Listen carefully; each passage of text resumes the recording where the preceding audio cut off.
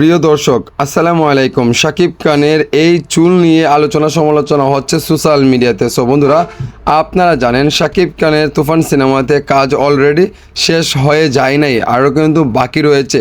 শাকিব খানকে আমরা দেখেছি এইভাবে এলোমেলো চুলে, বাট এখন হঠাৎ করে দেখি শাকিব খানের চুল কেটে ফেলেছে। ও মাই গড, এটা কী দেখাইলো?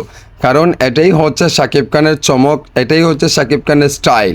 সো বন্ধুরা, আপনারা যারা বলছেন শাকিব খানের এই চুল কেটে ফেলেছে, সারা সিনেমাতে আপনারা লম্বা চুলে শাকিব খানকে দেখতে পারবেন না।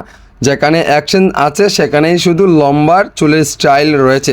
এমনকি আমি আপনাদেরকে আরও একটি জিনিস খুলাসা করে দেই, শাকিব খান এই যে চুলের গেট আপটি দেখেছেন বা চুলের স্টাইলটি দেখেছেন, এটা কিন্তু যে সিনেমার শেষ পর্যন্ত কিন্তু শ্যুট করে ফেলেছে, তারপরে যেখানে চুল লাগবে না সেখানেই কিন্তু কেটে ফেলেছেন। সো এটাই নিয়ে আপনারা সমালোচনা করে কিন্তু লাভ নেই। সো বন্ধুরা, এই পিকচারেই কিন্তু বাজিমাত হয়ে গেছে শাকিব খানের এই তুফান সিনেমা। সো একের পর এক কিন্তু চমক ধামাকা দিয়ে যাচ্ছে আমাদের ঢাকায়ের কিং সুপারস্টার। সো বন্ধুরা, গ্যাংস্টার লুকে শাকিব খানকে দেখা যাবে তুফান সিনেমাতে। এবার ঈদুল আজহায় দেখবেন শাকিব খানের তুফান সিনেমা। সো বন্ধুরা, ভালো থাকেন, সুস্থ থাকেন, আল্লাহ হাফিজ, আসসালামু আলাইকুম।